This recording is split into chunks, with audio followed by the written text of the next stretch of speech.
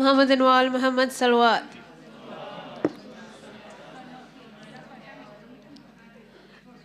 Assalamu alaikum, brothers and sisters. We would like to start the program with the recitation of the Holy Quran by Sajjad Lalji.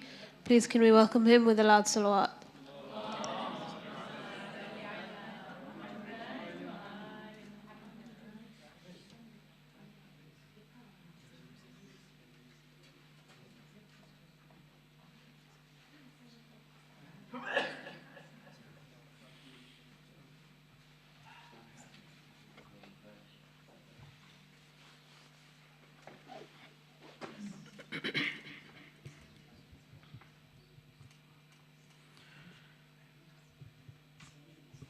أعوذ بالله من الشيطان الرجيم. بسم الله الرحمن الرحيم.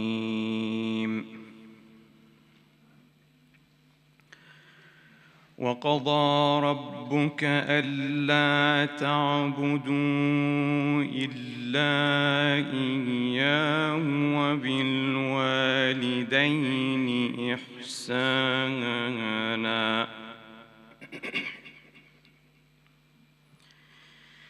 إما يبلغن عندك الكبر أحدهما أو كلاهما فلا تقل لهما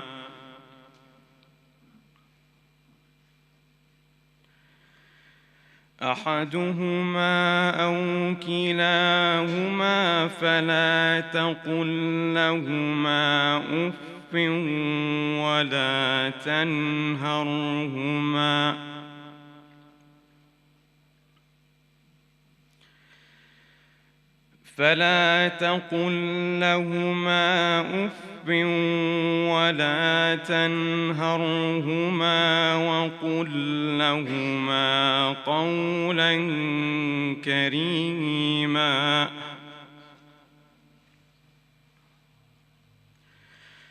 واخفض لهما جناح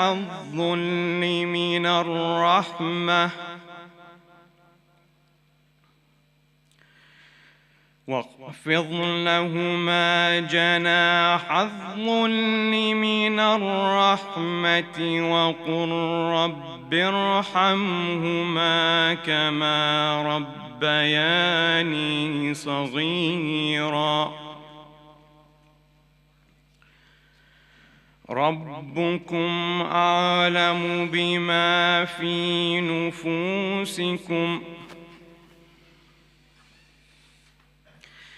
إن تكونوا صالحين فإنه كان للأوابين غفورا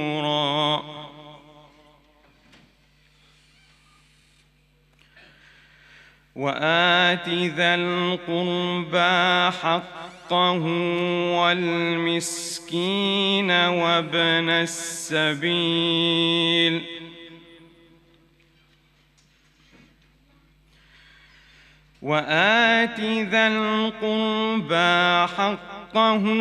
والمسكين وابن السبيل ولا تبذر تبذيرا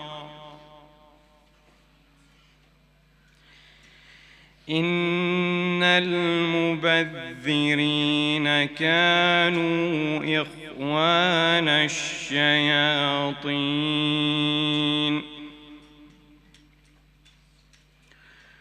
وكان الشيطان لربه كفورا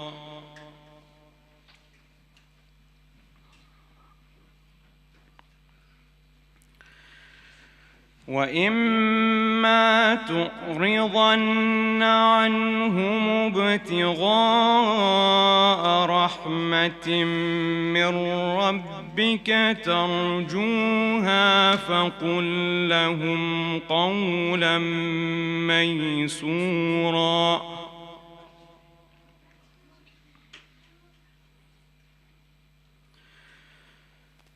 ولا تجعل يدك مغلولة إلى عنقك ولا تبسطها كل البسط فتقعد ملوما محسورا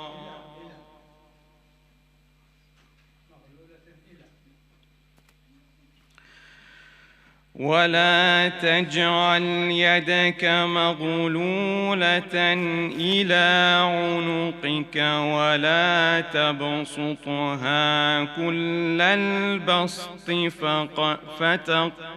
فتقعد ملوما محسورا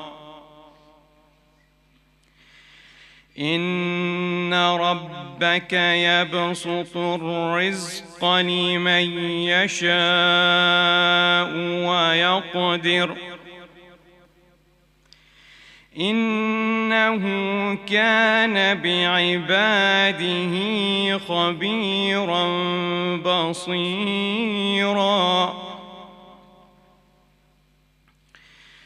إن ربك يبسط الرزق لمن يشاء ويقدر إنه كان بعباده خبيرا بصيرا صدق الله العلي العظيم.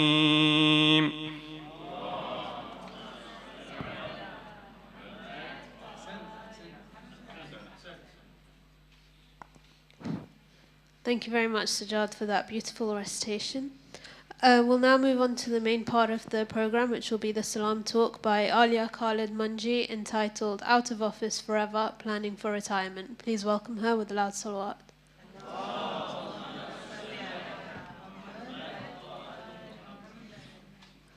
Aliya Manji is a fellow of the Institute of Actuaries and currently works as a pension actuary for British Airways Pensions.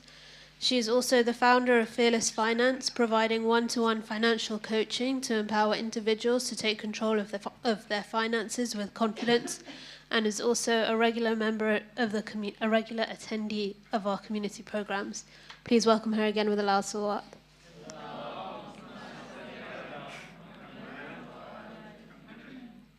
Okay, Assalamu alaikum everyone, and thank you very much for joining me. It's definitely a very different experience being on this side of the table. So today I'm going to be talking about pensions and retirement. Lots of us plan our holidays. We compare mobile phone plans. We use price comparison sites when we want to update our car insurance. But for something as critical as pensions and retirement, a lot of us leave it for later, sometimes until it's too late. If you're thinking that sounds like you, you're definitely not alone.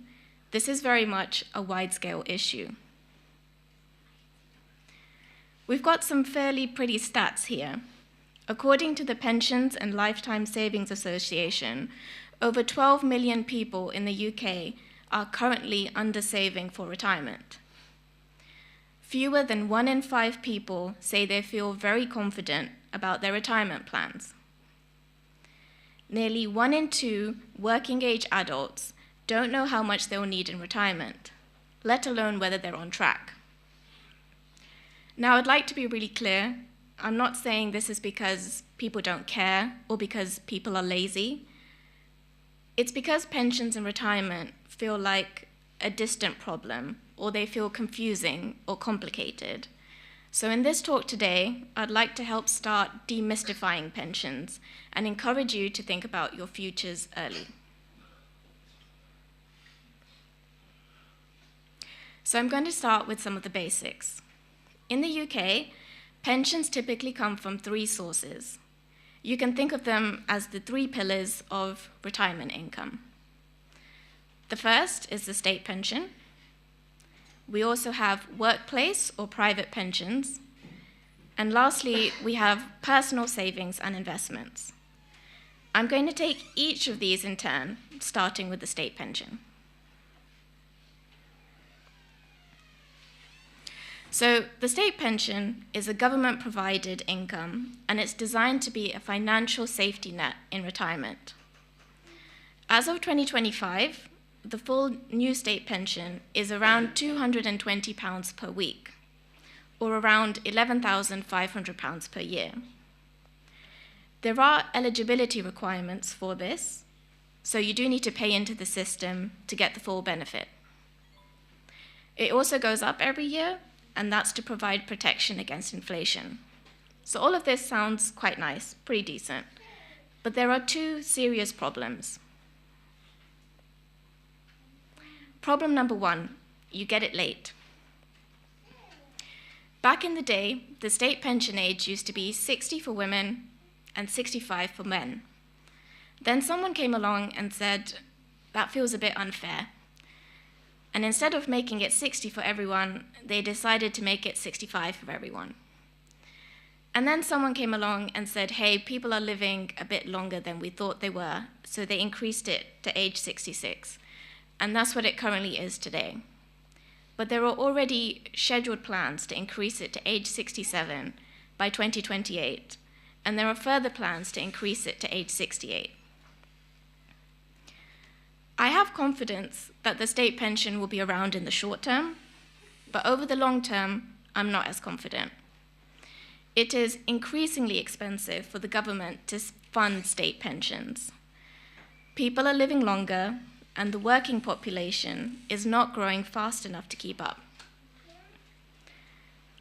Currently, 1/8 of our taxes go towards paying state pensions, and there are serious questions about how sustainable the state pension is going to be going forwards. It definitely won't be popular, but we know the government is thinking about ways to make the state pension more affordable. So they're thinking about increasing the pension age even further. They're thinking about making the increases on the state pension less generous. And they're even thinking about going as far as to make it means tested, which means if you earn above a certain level, you might not be eligible for the state pension at all. So that's problem number one, quite a big one. Problem number two is that it's not enough. I mean, technically you can live on £11,500 per year, but probably only if your house is paid off and your hobbies are staying at home. For a moderate level of retirement, in covering the basics plus a few extras, maybe a staycation or some leisure, the retirement living standard estimates you'll need around £31,000 a year if you're single. That means that when you get your state pension, or if I say if you get your state pension, it doesn't even get you halfway there. For a comfortable retirement, which includes things like Netflix subscription and a foreign holiday, you're looking at more than £40,000 a year. So in summary, you can't really afford to rely on the state pension alone. There simply will not be enough left for your own personal enjoyment.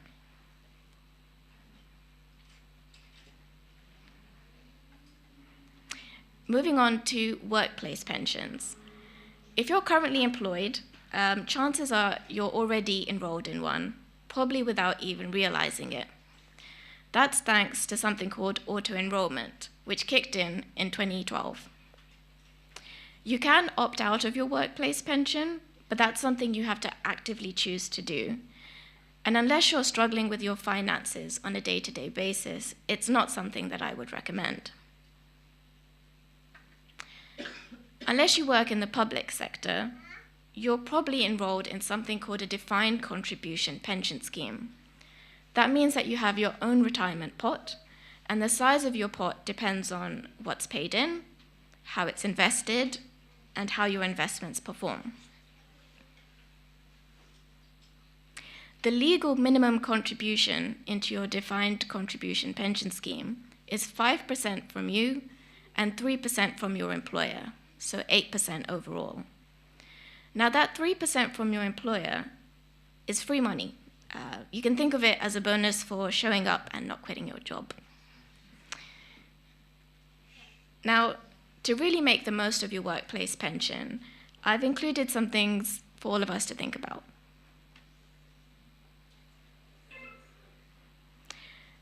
The 3% contribution from your employer is a minimum. Many employers are more generous than that and will put in more money if you also do the same. So for example, if you put in 6%, they might put in 4%.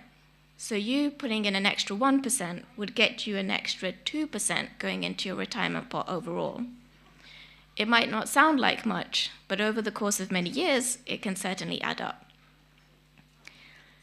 If you're not taking full advantage of that match, you're essentially leaving free money on the table.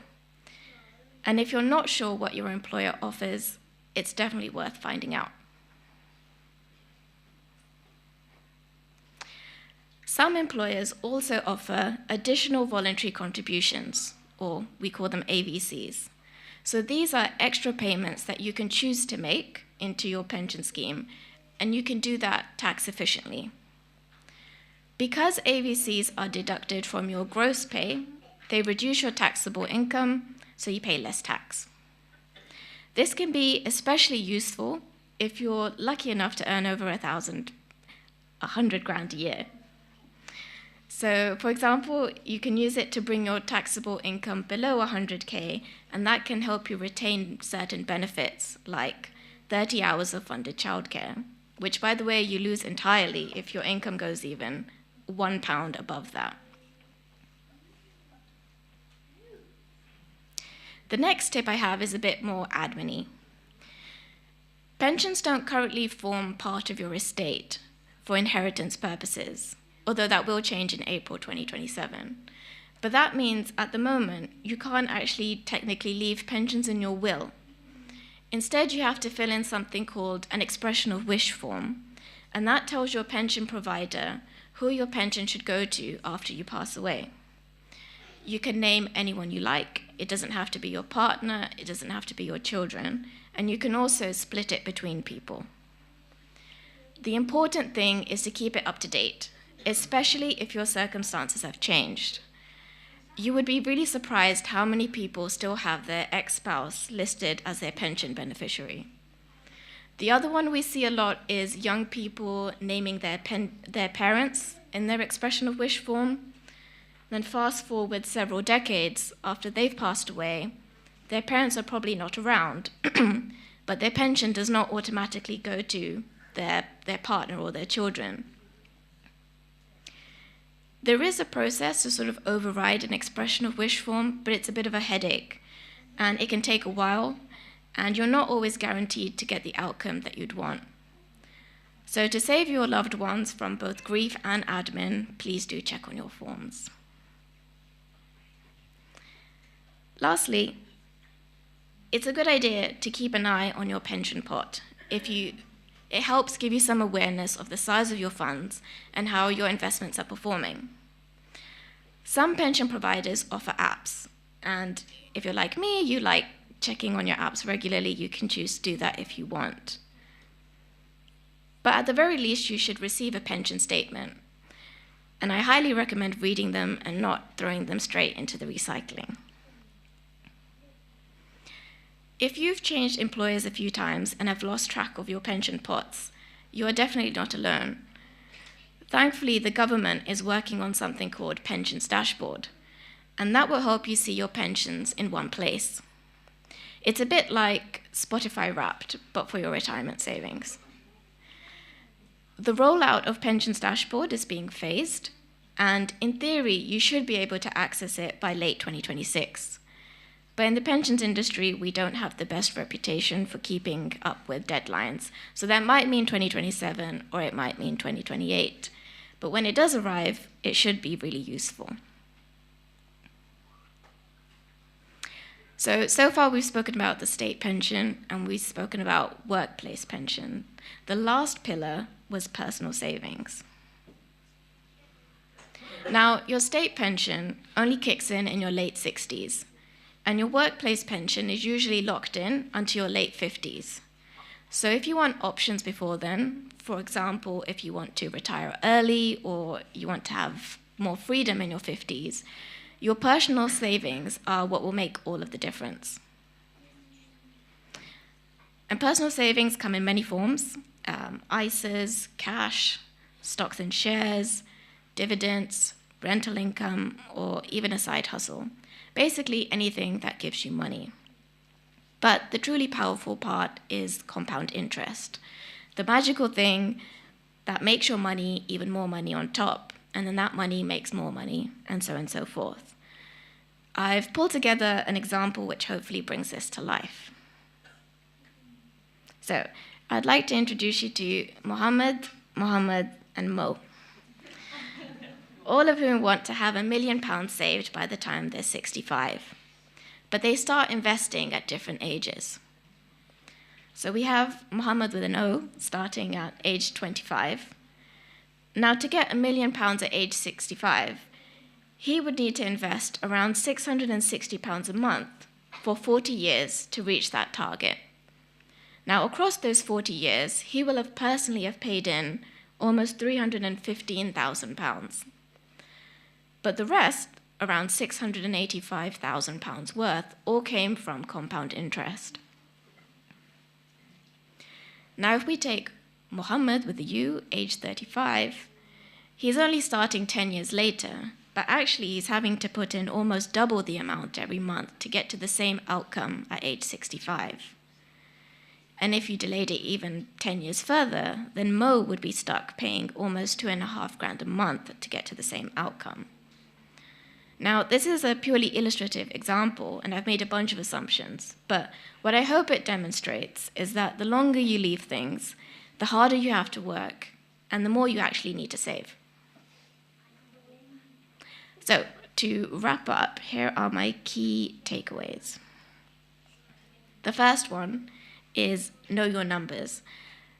Sadly, relying on good vibes and dua is a risky retirement plan. So I strongly encourage everyone to use online tools to estimate what you might need in retirement versus what you're on track to get. And if you're not confident about doing this yourself, then it's worth getting some help or seeking some advice. The second one is maximizing the potential of your workplace pension. If you're in a position to do so, I encourage you to take advantage of matching contributions, additional voluntary contributions, and the corresponding tax benefits. And the third one, this kind of goes for everyone, doesn't matter your age, please review your expression of wish forms. It's really important to keep them up to date so that your pension goes to the right people after you've passed. And the last one, start saving personally. Even if it's only a small amount, it creates good habits.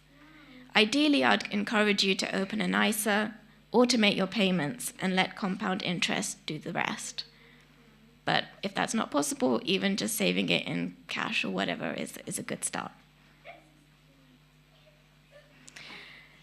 If you'd like to take a more holistic look at your finances, or if you have any personal specific questions about your pension, then come and speak to me after this talk, or you can check out Fearless Finance, which is where I offer one-to-one financial coaching. But on that note, I am happy to take any questions.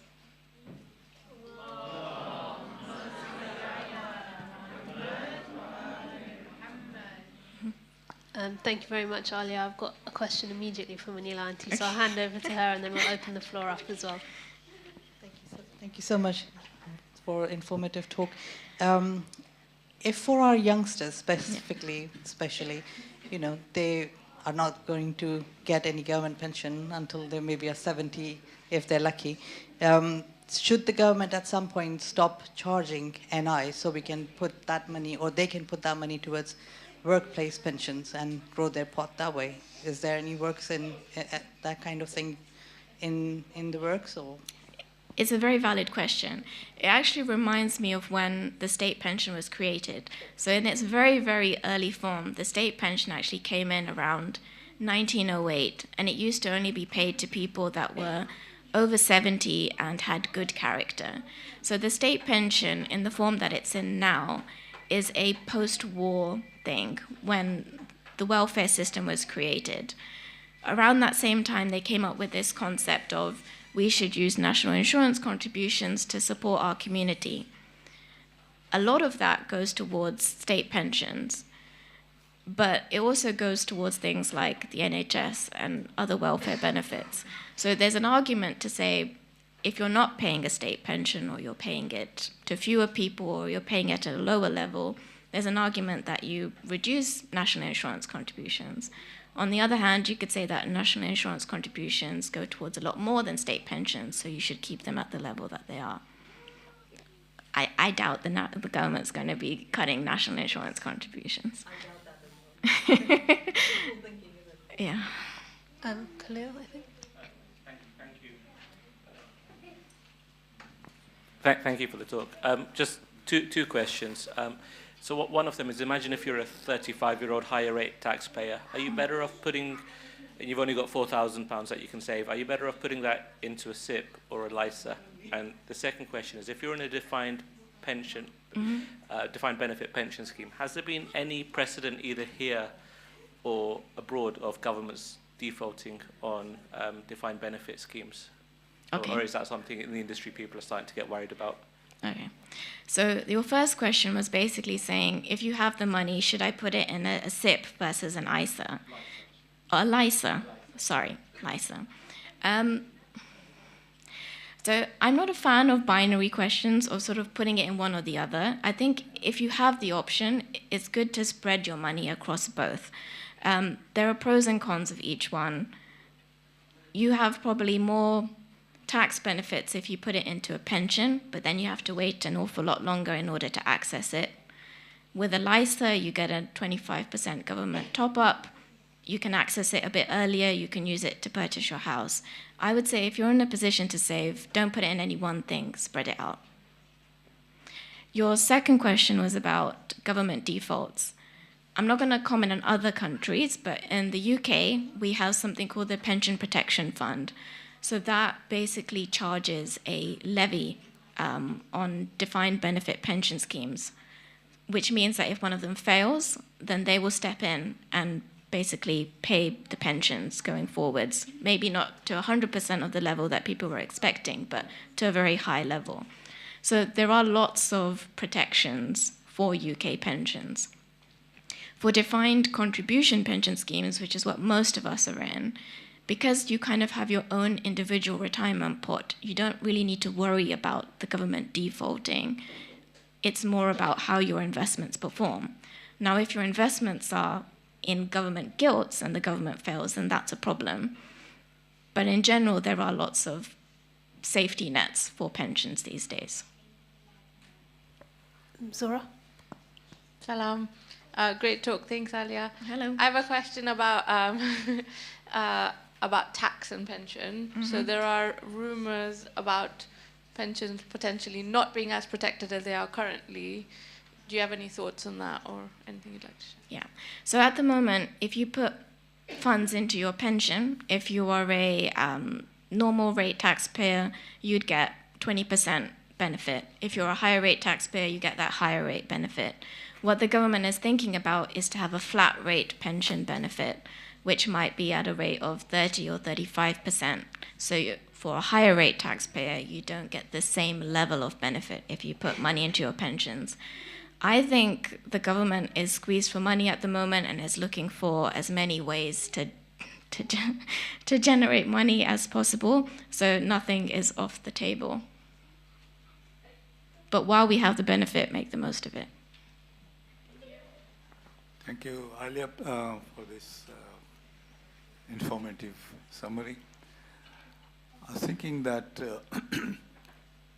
since the pensions are paid for by the younger working population, now, as an actuary, you would know quite clearly that if the number of young people is coming down and people are living longer, it's very difficult to add up where it is going to come from. So there is going to be either made up by immigration as young people, young immigrants, or serious cutbacks to pensions. So what are your thoughts on that? This is a serious problem. unfortunately, it doesn't work in the sense that if I put money into the system, that money is then used to fund my retirement. Me putting money into the system is essentially paying for the previous generation's retirement. And likewise, the younger people of today might be funding my retirement. But our working population is getting lower and lower, hence the problem. I think this isn't just a pensions problem, this is a wider scale problem. I think younger people are experiencing lots of challenges with their finances. They're not able to get on the housing ladder as soon as they wanted to be able to, which is causing lots of knock-on impacts. I don't think it's fair. I think that the government will be looking for ways to make pensions more affordable, and they'll be looking to do that by cutting back on benefits, changing the eligibility requirements, or making them cheaper going forwards. I don't like it, but I think that's what they're going to do. One more point. What about defined benefit schemes? Yeah. Although there are fewer, but Yes. still, like doctors and things. So it used to be that their pensions would be paid through a defined benefit scheme. And for people that work in sort of government jobs, civil service, doctors, many of you might still be paid through a defined benefit scheme. They've become quite unpopular for employers because it's just very expensive to pay out pensions through a defined benefit pension scheme. But things have really turned around for them. There used to be a narrative that defined benefit schemes were in deficit and that there were all these shortfalls and how are we ever going to fund these benefits. But because of rising interest rates, actually that's changed, and a lot of these defined benefit schemes are now in surplus and they find themselves with a lot more money than they're expecting. Lots of defined benefit schemes are now thinking about insuring those benefits and completely passing that risk onto an insurer. That might make things sort of easier going forwards. We're not sure. Lots of the big pension schemes are still sort of grappling with what they want to do going forward. Explain the defined benefit. Yes. So a defined benefit scheme, you might know of it as a final salary scheme. So the way it used to work is people typically used to stay with one employer back in the day. So your pension would be roughly whatever your salary was at the point that you decided to stop working, multiplied by the number of years in service, divided by a certain number. It used to be that people would work for, say, 40 years. So the number that it was being divided by was typically something in the region of 60. So that at the point that you retired, you would have about 2/3 of what you're used to earning, and that would be paid to you in retirement. That has proved to be quite expensive to fund, so they've been looking to make that less generous by making that number that's being divided into, say, 80ths or 100ths or even 120ths. Whereas in a defined contribution scheme, the money that you put in is defined, but what you get out is not defined. Any other questions from the sisters or the brothers sides? I think we'll end there then. Thank you very much, Aliya. Okay, thank you very much.